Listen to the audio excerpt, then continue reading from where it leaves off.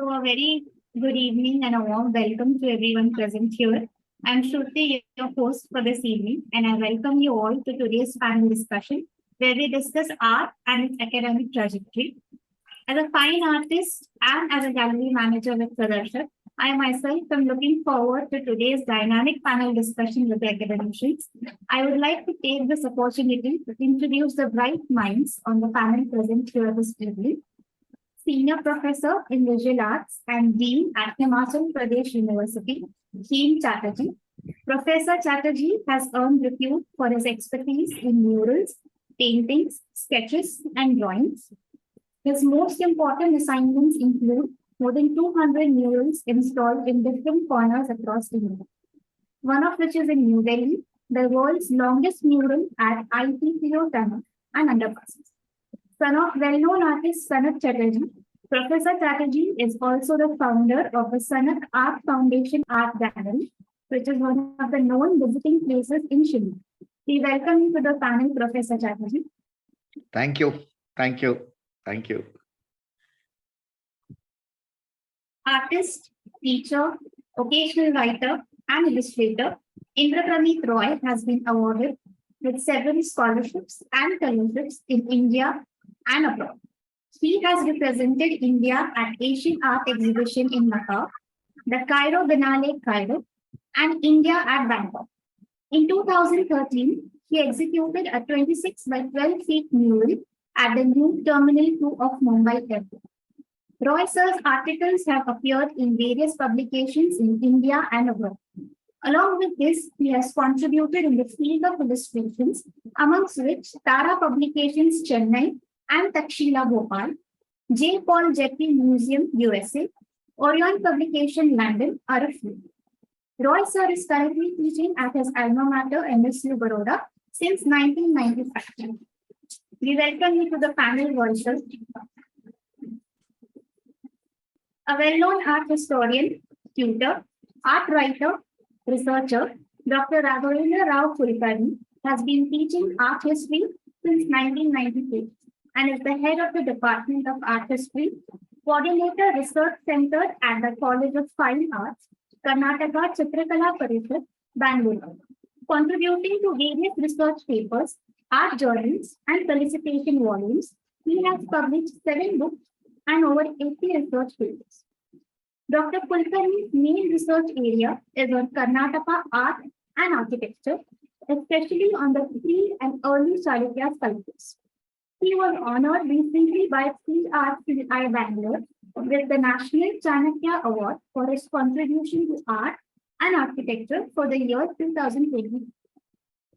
We welcome Dr. Kulkarni to the panel as well.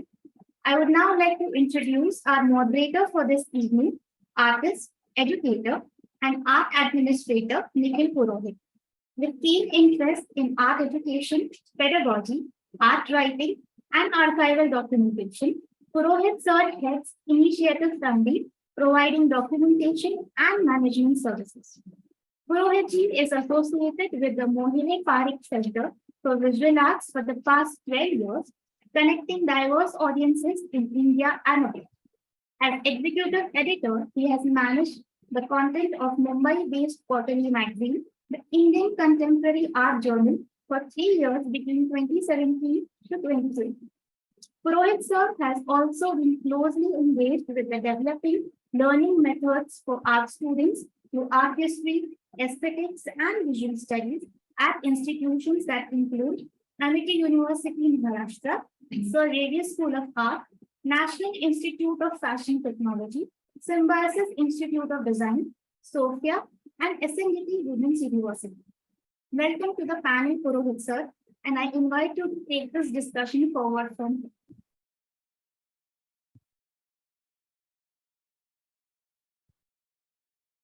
Dear Shruti, and thank you, Gallery Pradarshak, for making me part of this.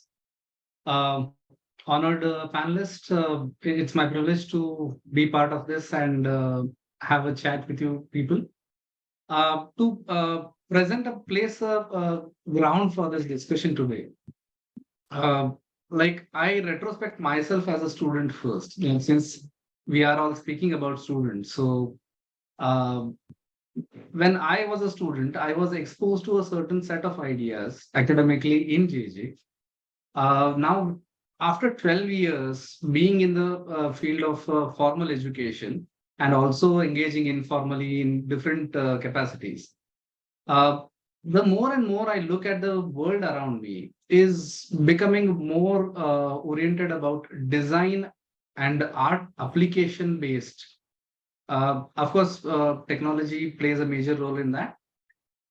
Institutional education is more and more requires or has been requiring a kind of a remodeling to cater to this. And we are looking at the entire national scene where design institutions are springing up, other than the age-old like post-colonial institutions, what we look at. So there are two perspectives one can look at, like the academic training, the very painterly or what all sort of mediums, what happens in a niche and a nice studio environment. And there is an ongoing learning, and there are certain set of values which the student or the educators, they share a different type of dynamics in that setup. Now, when and the other thing is now informal learning, where internet-based learning or all sort of avenues which are available, where bits and parts, whatever you need, can be looked upon, and then people can claim or become kind of the artists. Of course, now I'm not going to contextualize this into the contemporary practices or but mainly through the anxieties of students. How does one look at this, the kind of formal, informal, and the wider scenario of influences, especially through a perspective where design is more and more dominating, like especially the screen, what we are looking at each other. So the interface, the user interface, what we speak about, everything is has to be thought about the user in many ways, or user becomes the object himself and the subject himself. So all sort of dynamics are part of it. So as an anxious or curious student, so one, how does one enter into this world? Over to you. Nikhil, it's a good beginning. Nice. I hope I'm audible, right? Yes, sir. Oh, Yes, good, please. good. As you are always mentioning design and art application, it's there. But if you have to understand the present scenario. Yes, at your time and even at my time and my father's time, there is no internet. There was no such good communication. If I say today we are living in the world of image obsessed culture, whereas communication is based on visuals. The ordinary people, the common people, they love to see pictures, see images. Images become so powerful today that everything is happening through images. Even sometimes, our economic is also based on visuals. We even hardly touch the objects. We hardly, feel the object. We just see the object and we spend the money. And we are waiting for the object to come and we will receive it, then we will wear it or we will enjoy that thing. So today's scenario is absolutely different. And if we see this scenario in the perspective of art academics, then as a teacher, we have to understand that we can't run away from this situation. We have to train our young mind through this. As a teacher, I always say these are two things which are very, very important for this time. One is your skill. Second is your idea. These two things matters a lot. Being a traditional art teacher, like the way I have been taught, like we really skilled ourselves. But again, Today, if you want to survive, idea is very important. So if you see around yourself, the other institutes around you, there are some students still at Maharashtra. They are focusing on skill, and you have to be perfect on portraiture. You have to be perfect on modelization. You have to be doing very good illustrator. These are all there, and they are really doing good. I'm not questioning anything, but there are some other institutes. No, there are many other tools that you can acquire skills. But the idea, how can you generate idea in this brain? So the matter is, if you want to survive in the market, if you want to make yourself something different, then you have to think out of the box. So again, for the young mind, for us like teacher, we have to, design our curriculum, design our syllabus in such a manner so that our student can do much better than us. Yes, design is not separate from art. When I'm an artist, I can design, I can do painting, I can do maybe any applied artwork, because what I matters or what I feel, idea is important. Result should be very good. Doesn't matter who has done it. So my beginning of this conversation is this. And Roy sir, I'm happy to meet you. Same here. I heard about you and we can talk. Certainly. Should I respond? Yeah, Yes, why not? yes, please. Yeah. See, the thing is, I'm totally in agreement with what Mr. Chatterjee said just now. I was very fortunate to be part of, studied at two institutions, three as a matter of fact, but none of them overstressed the skill bit. See, at the heart of the idea of an art institute, historically, there are two legs on which it stands. One very strongly believed in what Ms. Chatterjee was just expounding, that skill is the heart of it. And it's like a technical school. You're given packets of skills and then you're left to your own devices and then you go figure.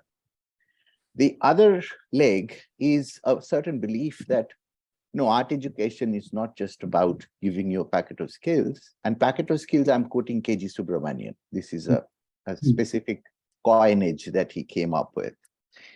That they also need to be dealing with ideas from the day one. Sometimes you believe that, give them packets of skills and in the final year, you let them be. That's not how it works. And I have been very fortunate to be part of a pedagogic model that believed that. But having said that, what he said is quite true about a majority of art schools. Now, why is that? One of the reasons is that it follows from the colonial period, the colonial model. And there was another parallel model which started in Shantiniketan. It flowered in Baroda, and a lot of people sort of did in between things. Now, that model, I think, is been redundant for quite a while. Now, the problem I feel is even with the model that I am talking about, where art is seen in the context, a larger context of humanities studies, where you are training to be a thinking person. You're not just a person with a lot of skill, and you're making a difference between you and an artisan. This was the Renaissance project. This was also the project of independent India, that the artists of independent India would be responding to the needs of the nation. They would be critical, they would be appraising the needs of the nation, and they will give their inputs. And that is also as much an intellectual activity as it is a skill-based activity. So skill was never taken out of the basket, but skill was only a part of it, a component of it. Now we are in a very difficult, different world, and it has speeded up, and we live half our lives in the virtual world. And the way things are going, I think artificial intelligence is the next challenge that we are staring at. Now, what does that mean? What does that entail? Art, as far as I can see, is always going to be a niche activity. It's not, there's no mainstreaming of art. But design is a very mainstream thing. Now, how do I see the difference? To my mind, it's very simple. Artists are people who generate their own briefs. Designers are necessarily people who are working with briefs given to them. Right. Now, very often the basic of the both the streams are very similar. Fundamentals of art to fundamental of design. They are almost indistinguishable. The difference becomes very obvious when you go to the next level, which is to deal with clients, markets, how do you present yourself, and so on.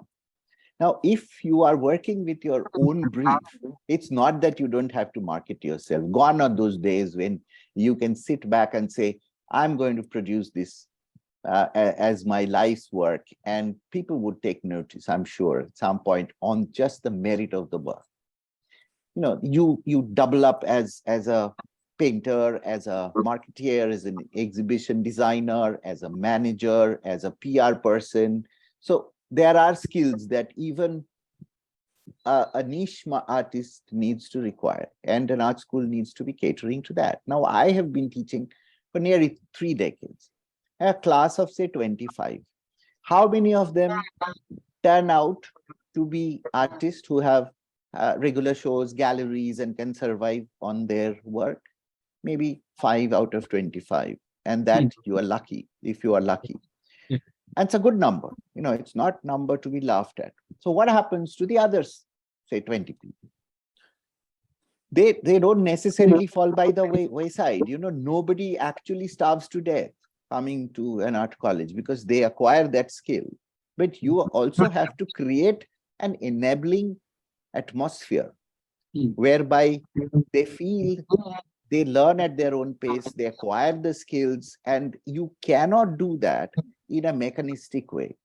So what you do need, and what I think is special in both a design school and to a greater extent in an art school, is the kind of one-to-one relationship that one has to build with the student.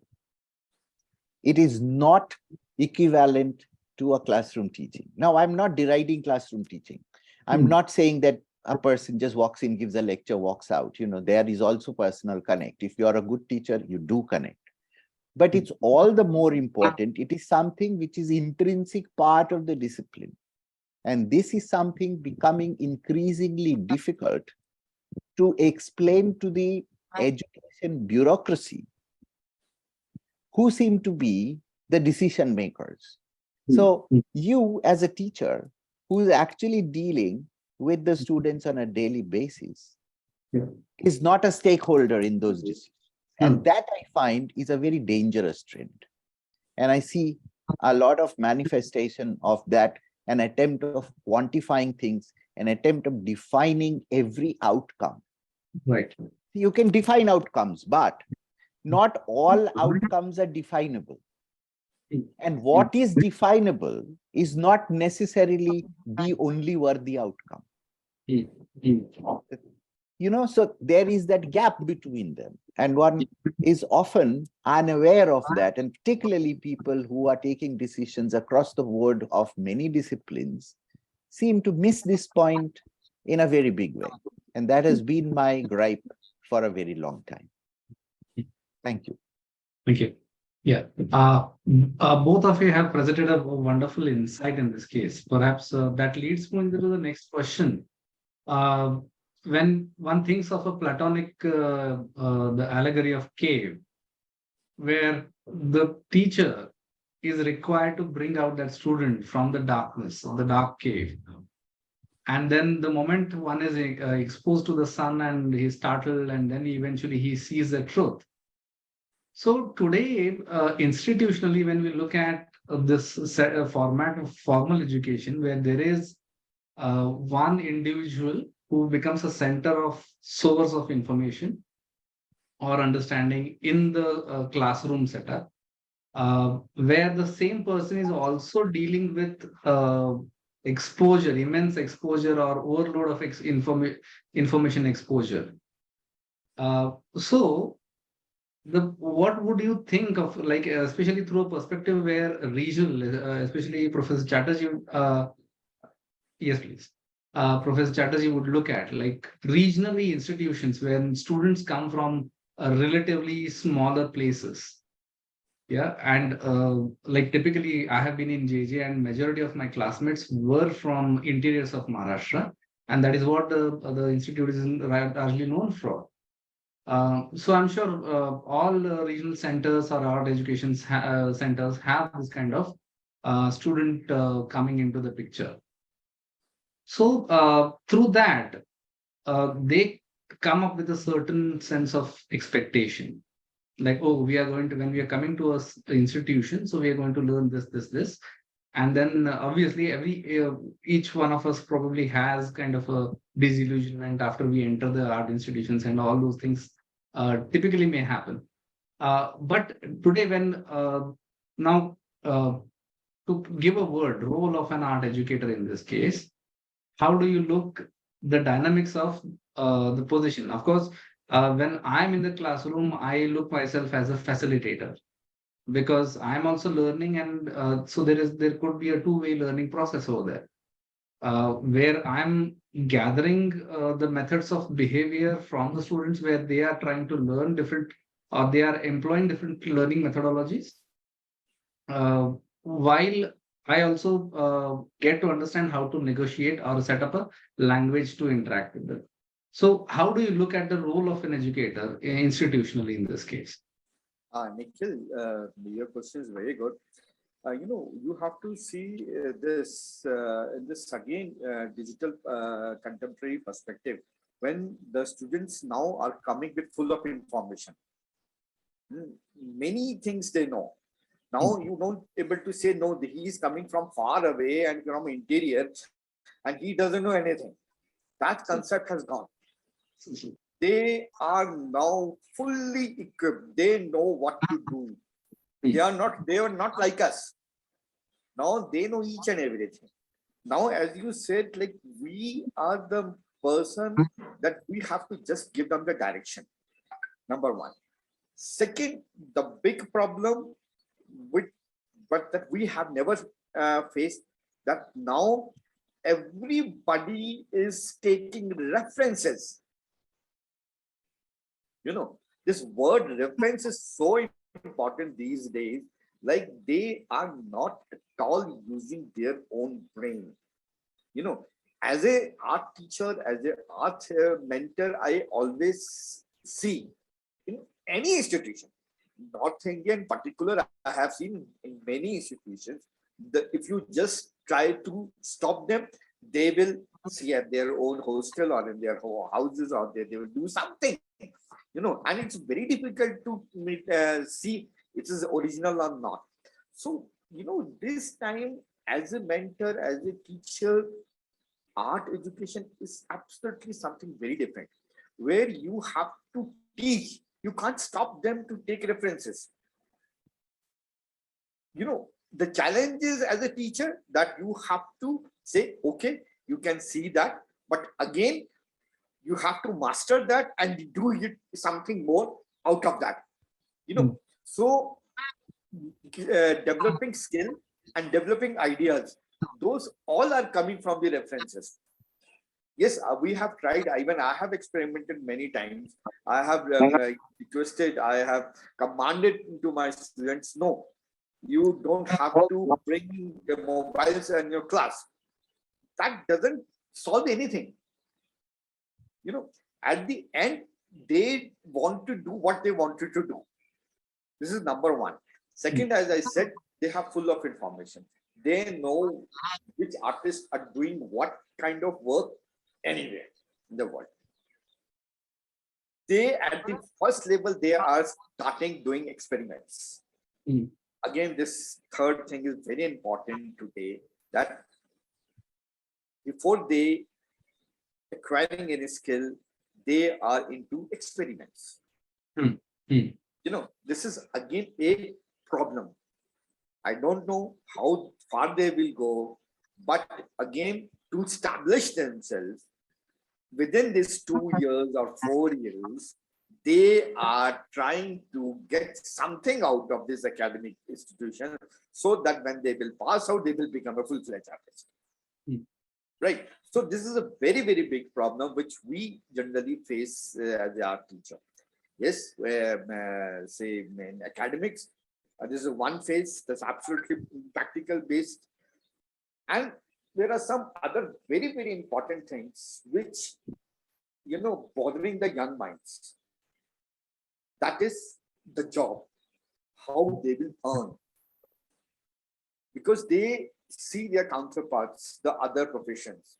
And naturally, in all over India, in art, the lucrative business is the teaching. Most of the students, they are passing out and go for the school teaching or the college teaching or the university teaching.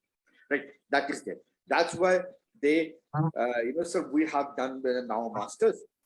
Now let's go for JRF. Right? They forget how to paint. Now they are working as an art historian. I always say art historian. I have already produced, done 24 PhDs under my supervision. But at the ultimate, what I have seen, most of the students, they forget to paint. They are into books, they are into libraries, they are writing, painting through pen. It's a damaging thing. I always believe on practice-based PhD so that they can pursue their talent, what they have learned through 4 or 5 years and almost 7 years of their effort. They really, forget that effort and into this JRF business. That I would say is JRF business. Now, again, it's a very difficult for many other things. In India, particularly, in India whole as a perspective, there are the 2, rivers going parallel. One is this BFA, MFA, and one side is BA and MA. They are all parallels. Those who have done masters in art, they are much more aware about the other interdisciplinary works.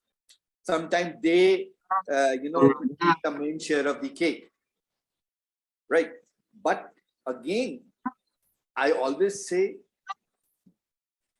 भाई गाना है तो गले में सुर आना चाहिए. If I have to take the interview, I don't see whatever you have done. You show me over. Do something in front of me. गले में सुर ही नहीं है तो पेंटिंग क्या करोगे? Maybe you are a topper in BFA, maybe you are in the BFA, masters in MFA, but again, our thing is result oriented. If I go for a job in a private sector, they will demand my ideas. They will see my skills.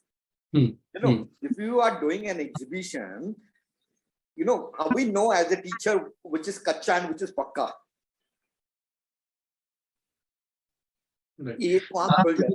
Right. Sorry to interject. Since you mentioned that you are pro practice-based PhD. Yeah. So, does your institution offer that right now? I offer in my department. Okay. Yes. Yeah. So that's been noted by the students. Yes. I always say in my department, if you have some kind of a skill, and if you have procured some kind of your own language, you have to discuss with me so that let's see which artists throughout the world can say the same language. Let's get together, and at least if you are not working, suppose you are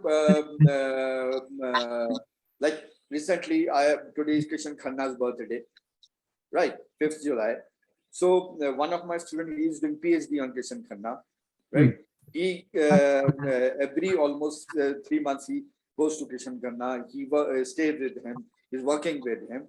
But the condition is that if you're going working on Kishan Khanna, at least the last chapter will be your paintings, which has been influenced while studying Kishan Khanna.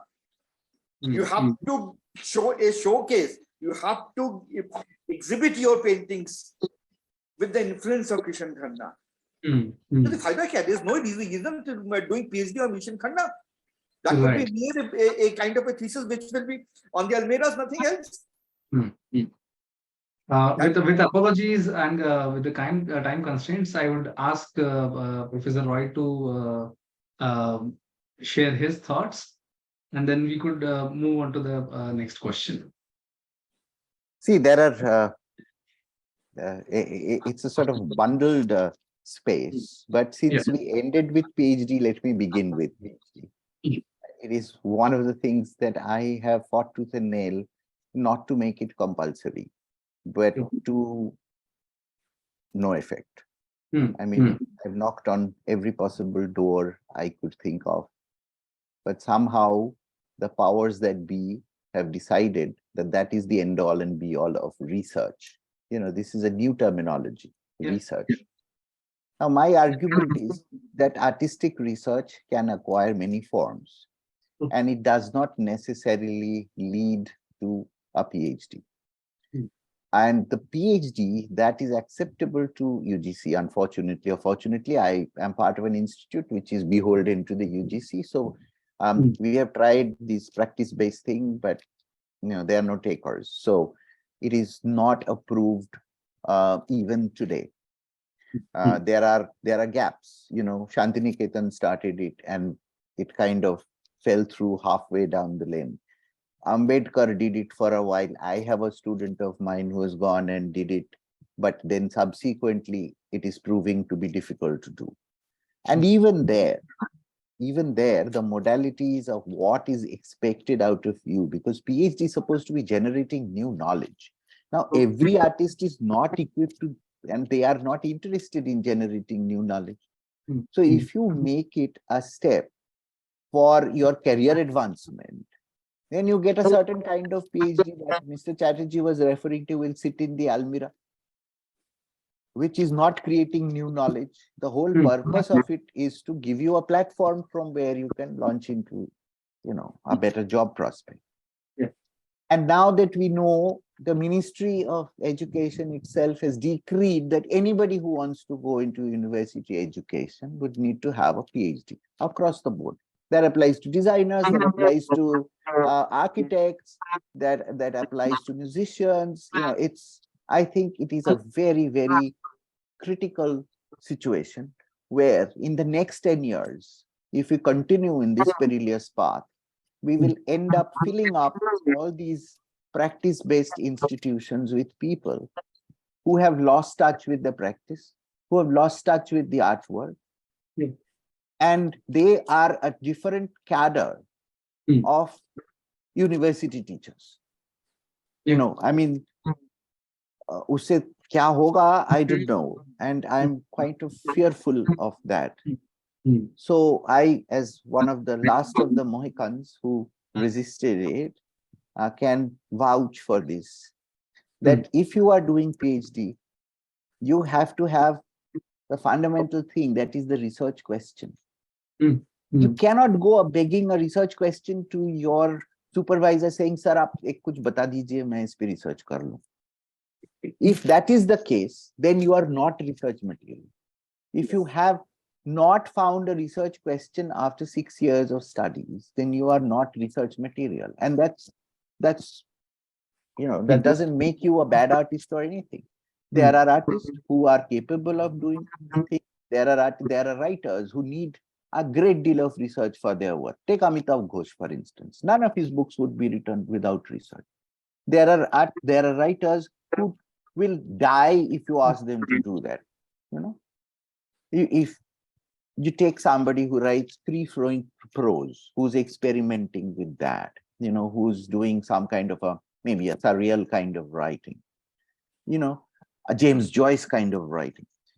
You don't need that research. Your research will be coming from observation. So if you formalize that and say, okay, it has to be a 15,000 word with an index and a bibliography and citations, you're going to kill it. Right? So different things need different people would need different kinds. And now in this day and age of uniformity, where again it's a bureaucratic solution. That if you have a PhD, then you are equivalent. you often face a situation where you are in an interview board. There are candidates who are obviously extremely agile to teaching. They're responsive, they're empathetic, they're all willing to go out and play, and they have considerable amount of experience of imparting their ideas, knowledge, view, and listening to you. I mean, which is what is empathy made of. And I think empathy is one of the key things that a good teacher needs. And then you have somebody who has none of these qualities, but has a PhD, comes with 30 added marks simply because there is a tick against PhD, yes or no. Now, this, if this is not a mechanistic way of doing things, then I don't know what mechanistic thing is. And we are thinking of this formula as the normative way of picking people. So you're basically taking away the agency, the subjectivity from a board. First, you appoint a board and you fill it up with people who you think are interesting and make a decision. Then you tie their hand saying, no, sir, aapke paas, you have only 30 marks. You have to take a call. I'm sure Mr. Chatterjee has faced this. Any one of us who sits on this side of the table have gone through this. It's utterly frustrating because it is a bureaucratic solution thought of by bureaucrats, education bureaucrats. Right. And it is not a solution thought of by good teachers because they are, despite being one of the main stakeholders, they're never consulted. So who comes up with these solutions? You often wonder. So obviously there is some problem in the existing system. To fix the disease, you give a medicine which is worse than the disease. And then you are asked to fit a square peg in a round hole, or asking a fish to prove how efficient it is by climbing a tree. And this is the ironic, idiotic, I would say, the mindless kind of side that you have to deal with on a daily basis. Now, this is at the mundane level, and it is at a practical level, and one must be aware of this. Perhaps, so, compulsory PhD, in my mind, to my mind, is one of the most damaging things that has happened. I'm not against PhD. I'm not against that particular kind of academic research. But first of all, research can be defined in many different ways. So research does not inevitably mean producing a PhD. Number one. Number two, if you're forcing everybody to do that research, which leads to a PhD, you will be ending up, like he said, a lot of people who have no connection with the art world whatsoever. They have connections with the academia. And if you allow me another 1 minute, I will just tell you that there is a historical root to this, and we have not been able to resolve this. The very word academia, if you look at it historically, if you look at ancient Greece, if you look at Plato's academia, art, drawing, painting has no role to play in this.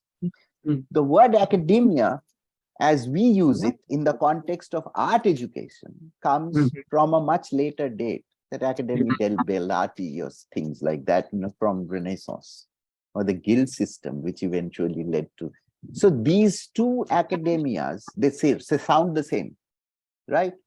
But as ideas are very different, like chalk and cheese. And we seem to have conflated these two things when we talk about art institutions as academic or academia, and do not make that distinction, and have less and less and less people who have the intellectual bandwidth to even understand that although they are both referred to as academia, a technical college or a college that teaches science and technology only is fundamentally a very different kind of an academia from that which is dealing with liberal arts, creative arts, studio-based practice. So I rest my case. Thank you. Well, in fact, it opens up a larger debate about what, in terms of epistemology, and knowledge gaining through art, that altogether opens up a different dynamics to look at. My next question, I had in fact two, but considering like two institutional questions through the administrative aspect. I'll just ask one and open it out to the audience.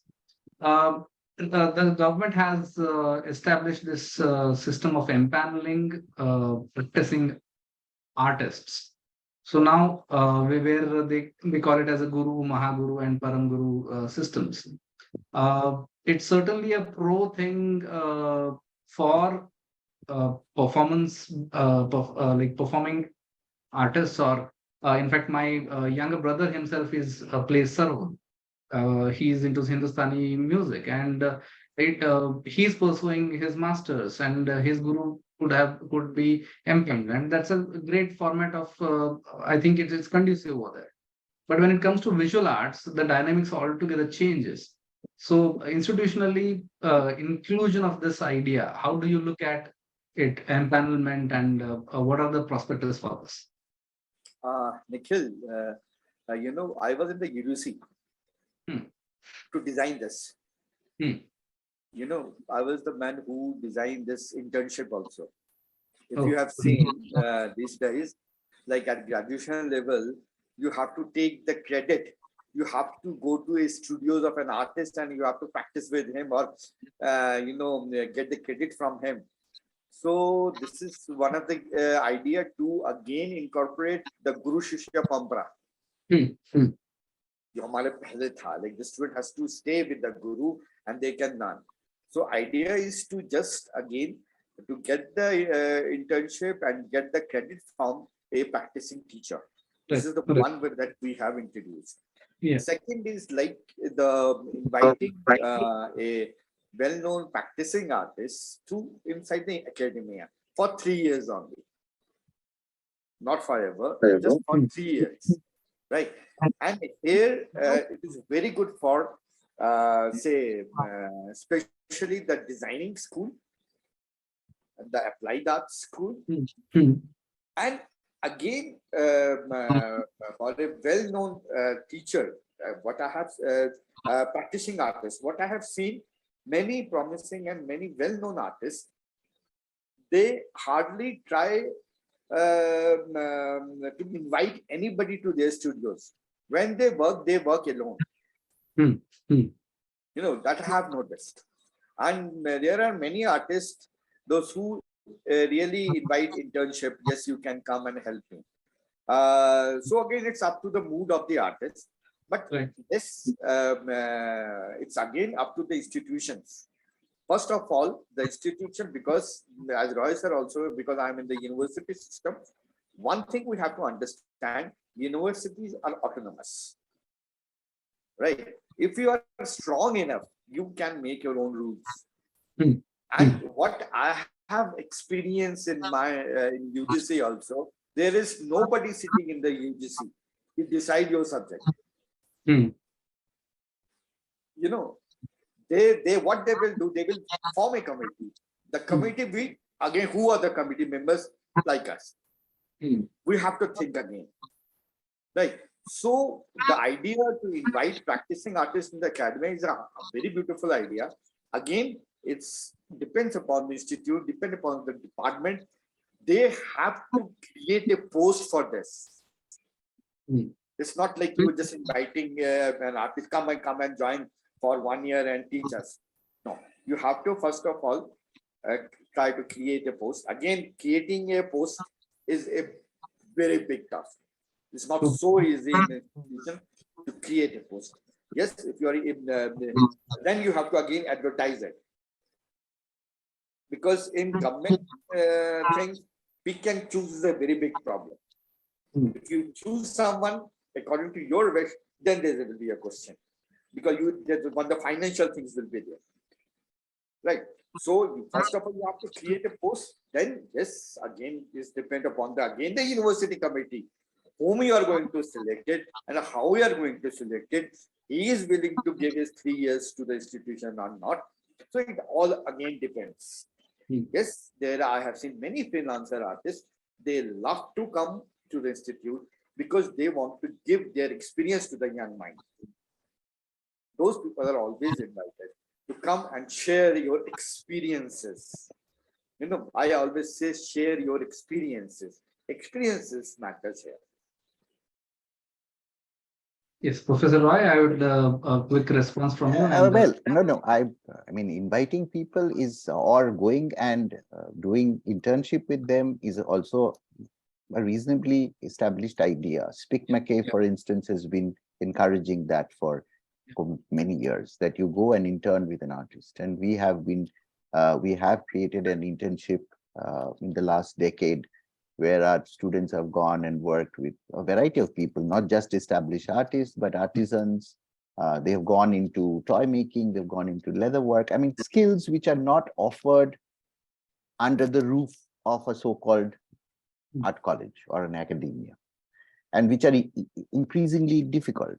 And the new education policy is talking about, inviting people. What I will slightly disagree with Mr. Chatterjee is that the university as an autonomous space itself is a very fraught idea. As an idea and as something to say is great, and yes, notionally they are.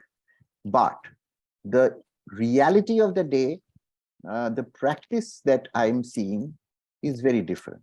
But I don't want to bring in those things in this discussion, because let's keep it at a conceptual level. The practicality of it is quite another ballgame. And if I start sharing my experience, I mean, people would lose their patience, and who's interested in it? But the fact of the matter is that having an artist specially invited, I mean, artist in residence is something which is in practice. It was practiced even in Shantiniketan. This is one of the suggestions that K.G. Subramaniam gave when there was a question about how to revive the Tagorean ethos of the college. Yeah. That what happened in those days, people came for next to nothing because Tagore was there, he had that pull. There best minds of the world converge there. Now you can't expect that. So you will have to have, and now it is a central university. So you have to give some kind of an incentive for people to come. And it did happen. And people like Taib Mehta came, people like theatre artist Shamu Mitra came, people like great poet Shanko Ghosh came, even Shanko Chaudhary was there for a while. So, it does help to build a community around something. Sometimes it works, sometimes it doesn't work to the best of what you would expect it to. But that is an ongoing experiment, then you have to do. But that is mutually exclusive, that if you have an academia full of people who have no connection with the art world, but are academics in that sense, and you have one or two people who are there, who are, achieved whatever professional glory, and towards the, they are either established artists or mid-career artists or very eminent artists, and you allow them to come and, be there. The terms and conditions of the appointments will not get you very eminent artists. That is my understanding of it. What you will get is some mid-career artist, and it's a good idea. I have no problems with it. It is a stopgap. But the problem is that it is becoming a substitute for what we had. A teacher who is practicing versus somebody who's there for 3 years, and he is there on not on a tenure, but on a contractual basis with hardly any say in board of studies and things like that. So he or she will not be designing anything. They are there. So the function might end up being a little decorative. And it is also an afterthought, with due respect to Mr. Chatterjee, of a mistake in pushing this envelope with PhD. And I have a feeling that a day is not too far away when this decision itself will come under question. Now, not of appointing eminent people, that is great on paper. And it might also work, provided the university wakes up to it. Now, how much autonomy the university has is a debatable question, and I'm not wading into that debate as of now. But in my experience, I think the colleges which are student-centric, which has an ethic which creates an enabling atmosphere. Going back to the last point, it was there are people who do not come here as an empty vessel. They all come with some ideas, some knowledge, and it's so easy to access information, if not knowledge, if not wisdom. You can at least access information, which has become very easy. Anybody with a phone can access information. Anybody with an internet connection can accept a lot of information. That is true. And people do access that, and people do get benefit out of it. Now, I'll give you a very simple example before I end, that I am a painter by training and a printmaker. But I am not an animator by any stretch of mind. I have done book illustration. I know storyboarding, basics of it. Yeah. I know the basics of stop motion animation. I know nothing about 3D graphics. Okay. Now, under the circumstances, I have a student who is very interested, and there are actually series of them who have gone into different things. Somebody has gone into something which is like sensor operated interactive art. Now, my domain knowledge is practically zero. Does that mean that he or she is not encouraged, not allowed? No, it is my job to create an enabling atmosphere. It's my job to sometimes find a person who can mentor him or her. And that is exactly what has happened. And people have really flourished. So if you think yourself in the class that I am the sole giver of knowledge, I am the God in this classroom, that's not going to work. You are a catalyst. You are enabling the student to reach where he or she wants to reach. At the same time, providing him or her with the wherewithal so that he or she has enough criticality to look at that practice and come up with something of his or her own. Now, the third issue is originality. That in this day and age, when you are bombarded with images, how can you be 100% original? My counter question to that is, has anybody ever been 100% original? Has any culture, no matter what lineage and purity it claims, has flourished without interacting with another culture or many other cultures? So it never grows in isolation. It always grows better when it is interacting with other things. And even if you look at great artists, there are statements saying that small artists, inferior artists are scared of stealing. Great artists steal and get away with it. Why? Because what they steal, they digest it and make it their own. And I don't think there is any great artist in the world who has not been influenced by one thing or 10 different things. So influence is not a bad thing, and influence is not something to be questioned. It's a question of whether you have a standpoint. It's like Gandhiji said, that I will live in a cottage where all the doors and windows will be open. The wind and breeze will pass through. But I refuse to be blown away. Now the question is to build that house and build that personality who's so rooted that they're unafraid to be influenced by many things. They can digest it and produce something of value on their own, which they can claim to be theirs. I always cherish these insightful and in fact, the conversations can go long and long. But yeah, considering the time constraints, I would open up the platform to audience questions. Yeah, if there are any, we can address and take it further.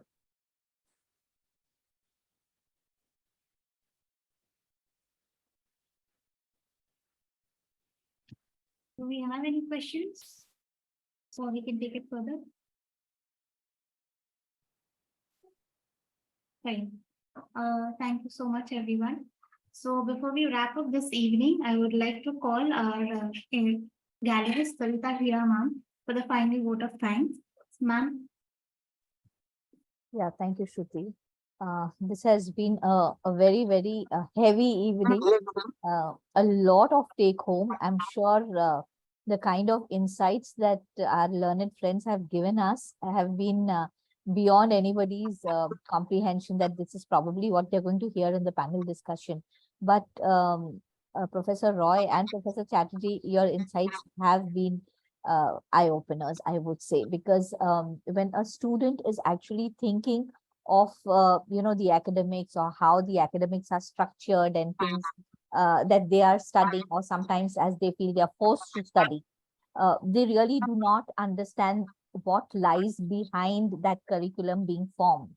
So a little insight into the minds of their teachers, yes, makes a lot of difference. Of course, you must be interacting with your students on a one-to-one level, but in this forum where you could, share some pearls of wisdom with our students, it makes a lot of difference.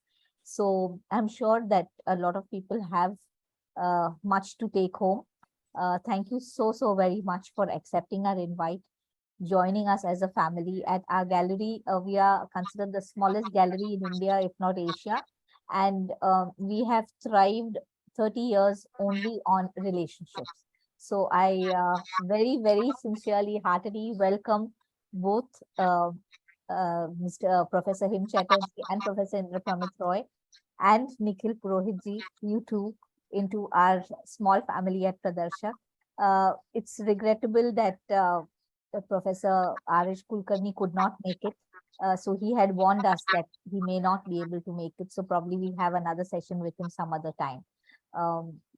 I invite you all to take a look at our ongoing exhibition. This is our 25th year of student shows.